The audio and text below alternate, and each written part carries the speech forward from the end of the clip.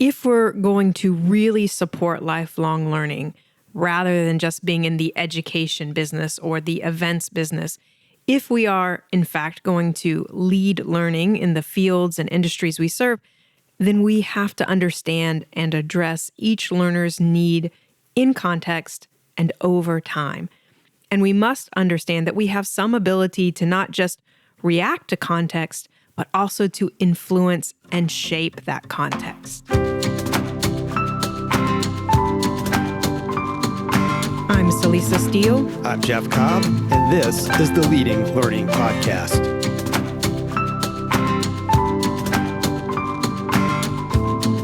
Welcome to episode 326 of the Leading Learning Podcast. This is the 6th episode in our informal series on tools for learning businesses. In episode 312, we talked about the market insight matrix. In episode 315, we talked about the value ramp. In episode 318, we covered the product value profile. In episode 320, we covered the middle me, learning product lifecycle. And in episode 323, we talked about the learner engagement loop. And you can find links to all of our tool talks in the show note for this episode at leadinglearning.com/episode 326. Today, though, we're going to focus on a set of tools that can help you wrestle with two big concepts: learning culture and learning ecosystem. And we'll come back to the specific tools we have in mind, but to use the same why, what, how framework we've used with the other tools in this series, we'll first talk about why the concepts of learning culture and learning ecosystem are important. Why should you focus on concepts like learning culture and learning ecosystem? These are terms that have been trendy in the corporate L&D world for many years, but they may seem less relevant in the world of market-facing learning businesses where the audiences we serve are often widely distributed and often seemingly outside of our control, or at least less in our control than the more captive corporate employee is. Yeah, that's true. It feels easier to talk about culture, for example, within the context of a single, well-defined organization where there are common rules and structures that are understood and shared. Even when focused on a specific profession or industry, learning businesses serve people from a wide range of organizations that can be very different from each other. Ecosystem, too, seems like a more manageable term in a corporate environment, particularly because it's often tied to technology systems, and it can feel easier to have control over systems and how they relate to each other in that more defined environment of a single organization. Now, all of that said, we are encountering more learning businesses that are embracing a learning culture and a learning ecosystem. And we suspect a big part of the reason for that is the evolving understanding of learning and how we, as learning businesses and learning leaders, can deliver higher value with the experiences we offer. And core to that shift, core to that evolution, is a point that we've made many times before. Listeners may even be sick of hearing it, but that is that learning is not an event, it's a process. But that process isn't linear, and it's not isolated. Even our most clearly defined learning experiences happen in interaction with other people and with our environment. And those learning experiences are influenced by countless other processes that may be unfolding in our lives. So in other words, the learning experiences are embedded in culture and are part of a broader ecosystem. And then, of course, many, arguably most, of our learning experiences are not clearly defined. They emerge organically from the sum of our day-to-day experiences. And most of the focus of learning businesses historically has been on what might be described as point-in-time solutions. So things like classes, courses, conference sessions that are really just mere blips in the overall context of a learner's life and career. But really, those blips appear and fade away rapidly and often leave little, if any, trace behind. If we're going to really support lifelong learning, rather than just being in the education business or the events business, if we are, in fact, going to lead learning in the fields and industries we serve, then we have to understand and address each learner's need in context, and over time. And we must understand that we have some ability to not just react to context, but also to influence and shape that context. To put that a little differently, we now have much more ability to foster ecosystems that, in turn, influence and foster culture among the audiences we serve. Advances in technology have played a major role in this shift. I mean, the sheer increase in our ability to reach and connect with learners has just changed the learning landscape permanently. And the emergence of things like artificial intelligence and the possibilities for personalization are also going to leave an indelible mark. But we should be clear that simply implementing better technology isn't going to carry us into the future of learning. The key is in our relationships with and to our learners, and with the sense of vision and purpose that we bring to our work. These are the factors that should drive how we think about both learning culture and learning ecosystem and how we work to shape them. At Tagoras, we're experts in the global business of lifelong learning, and we use our expertise to help clients better understand their markets, connect with new customers, make the right investment decisions, and grow their learning businesses. We achieve these goals through expert market assessment, strategy formulation, and platform selection services. If you're looking for a partner to help your learning business achieve greater reach, revenue, and impact, learn more at tagoras.com/services.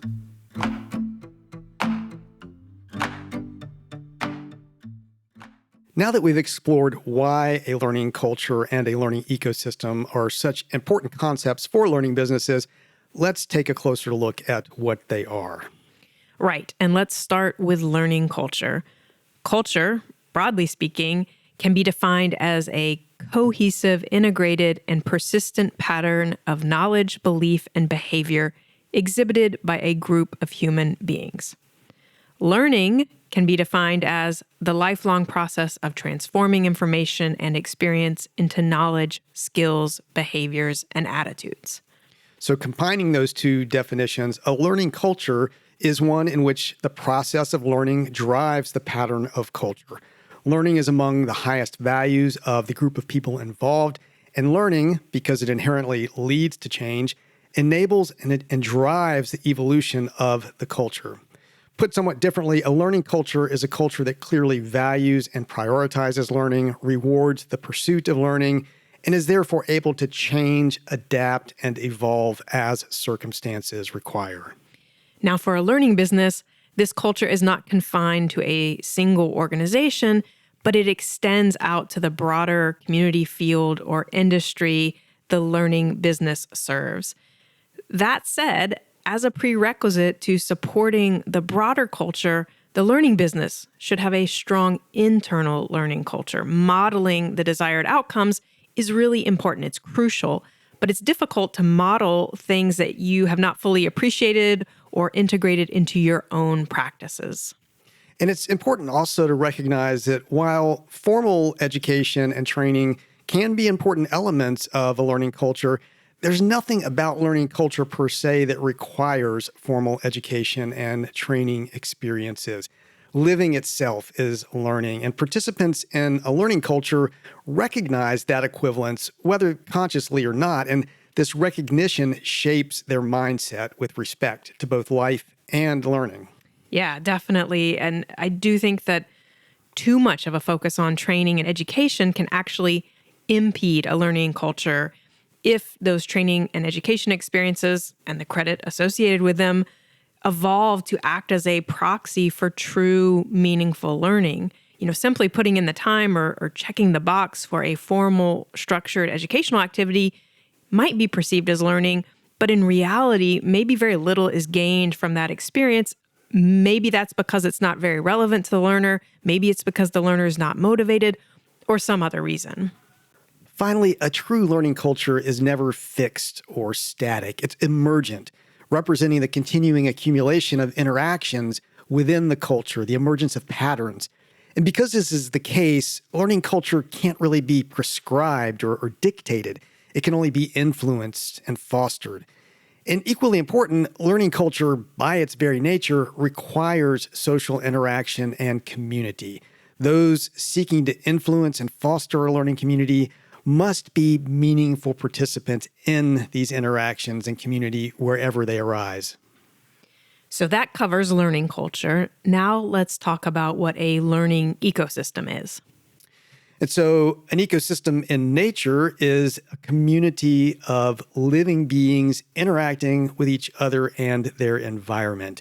And when healthy, it's characterized by balance and an innate understanding that no single part of the system is more important than any other, and that changes in one part of the ecosystem may impact multiple other parts of the ecosystem, whether directly or indirectly.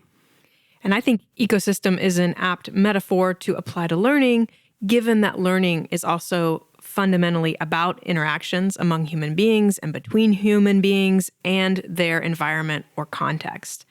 We have the ability to shape and influence a learning ecosystem through decisions about the people involved, the substance of the learning experiences that we offer, and the tools and technologies that we use to support and connect those two, the people and those learning experiences. And so from this perspective, a learning ecosystem is comprised of people, content, technology, and then the processes and strategies that unite them. It's important to recognize, though, that the whole of a learning ecosystem is greater than the sum of its parts. Learning culture emerges from a learning ecosystem while simultaneously influencing and impacting that ecosystem. And just as culture is dynamic and evolving, the ecosystem too is dynamic and evolving. The two concepts really are inseparable from each other. They're two sides of the same coin, or borrowing from the Irish poet William Butler Yeats, they're as hard to distinguish from each other as the dancer and the dance. Well, and Jeff, given our shared backgrounds in comparative literature, I think we have to actually quote Yeats here a little bit more fully. The dancer-dance metaphor comes from the end of his famous poem, Among School Children. "Oh, body swayed to music, oh, brightening glance, how can we know the dancer from the dance?"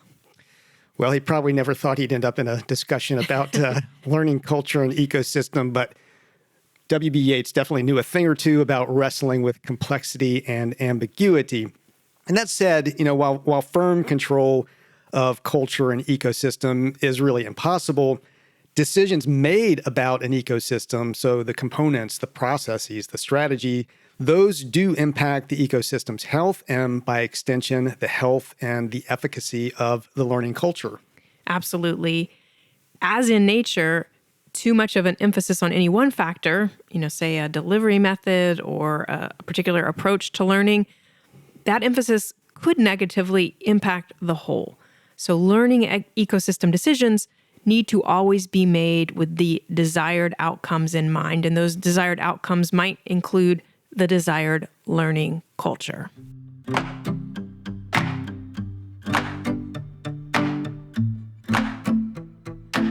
We've covered why and what, so let's turn to how to foster a learning culture and a learning ecosystem.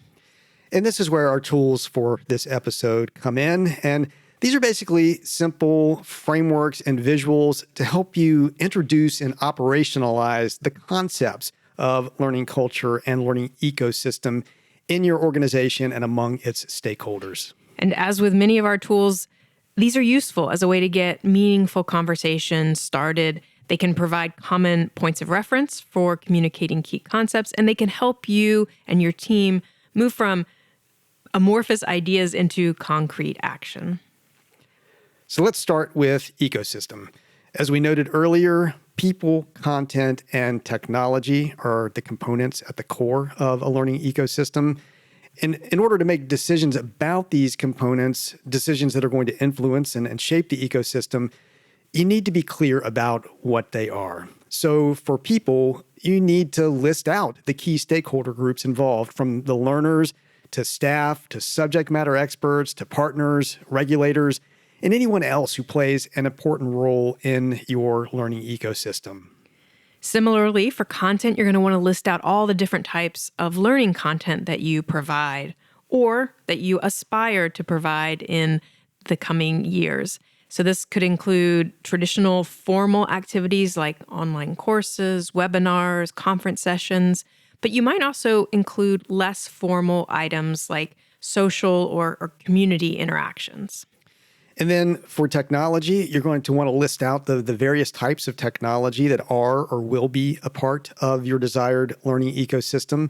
And this list is typically going to contain things like your learning management system or LMS, your webinar platforms, but it's also likely to need to include platforms like, say, a CRM, a customer relationship management system, or a membership management system, as well as things like search tools, search engines, social networks, and other tools that may interface with your core learning technologies.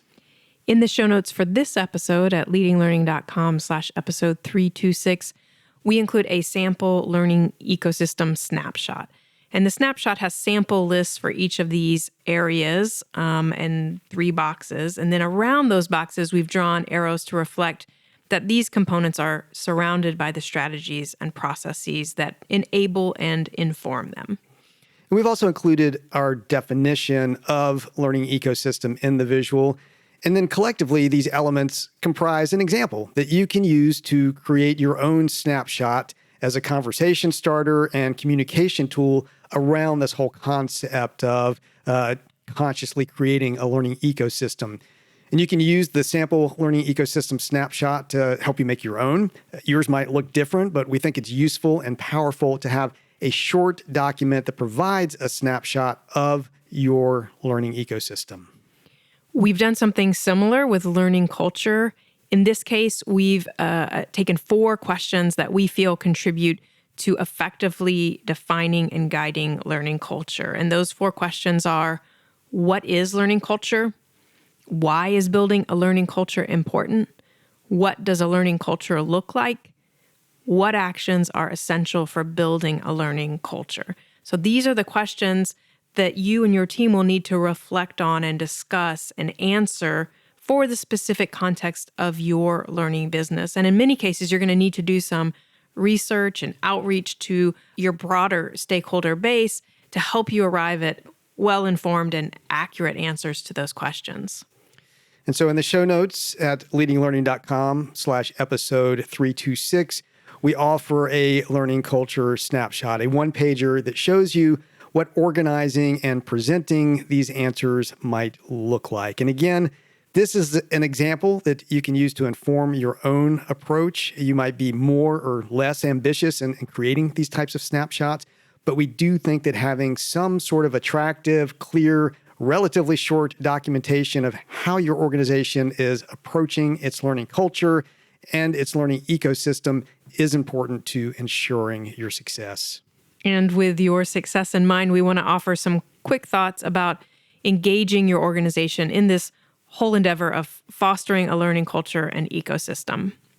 Now, we recognize, of course, that very few learning businesses are going to be starting from a blank slate with respect to either culture or ecosystem. There are usually already going to be some elements in place, both in the learning business and in the broader community or field or industry that learning business serves.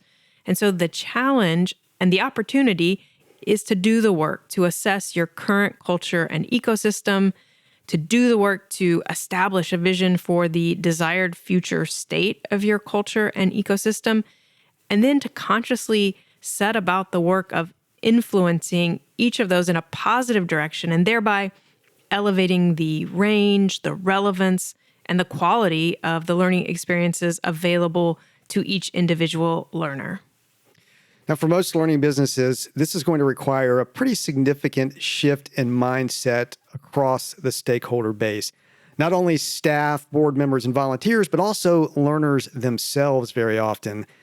In the world of adult lifelong learning, we tend to be very validation-centric, viewing primarily those experiences associated with, for example, continuing education, credit, or certification, or other forms of credit as valid learning experiences. And this bias is usually unconscious, but it tends to conflate and confuse education and learning, and that's usually to the detriment of learning.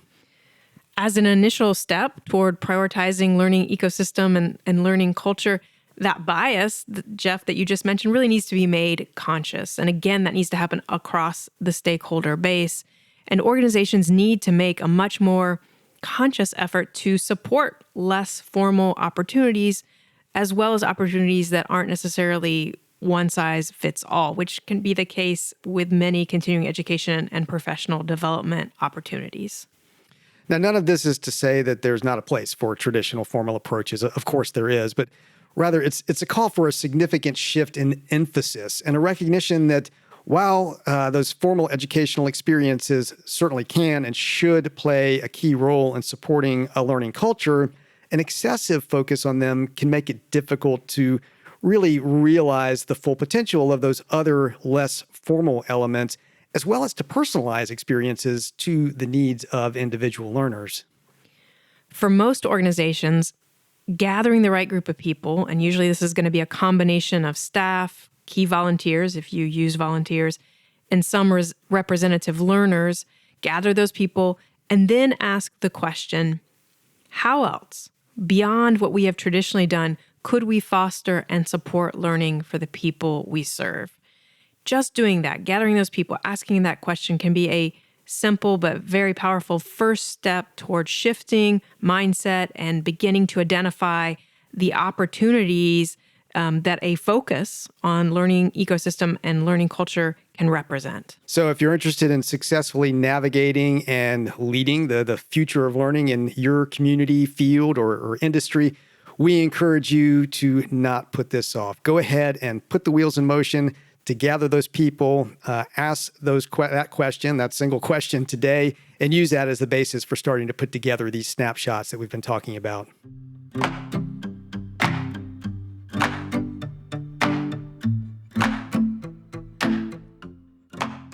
So that's our look at learning culture and learning ecosystem. You can find the sample snapshots we referenced in the show notes for this episode at leadinglearning.com/episode 326.